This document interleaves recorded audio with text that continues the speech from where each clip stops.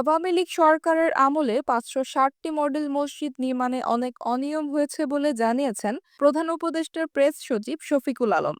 $১ billion এই প্রকল্পে Saudi আরবের কোনো ফান্ড ছিল না বলেও জানিয়েছেন তিনি।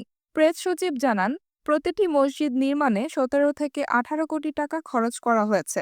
এই ঈদে জামা জুতো অ্যাক্সেসরিজের ডিসকাউন্ট।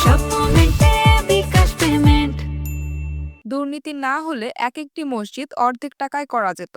বৃহস্পতিবার রাজধানীর ফরেন সার্ভিস একাডেমিতে ব্রিফিংয়ে একথা বলেন তিনি। প্রেস সচিব বলেন, পতিত স্বৈরাচার ৫৬০টি মসজিদ করেছিল। সমর্থকরা বলতে চেষ্টা করে যে এটি সৌদি সরকারের অর্থায়নের একটি প্রকল্প।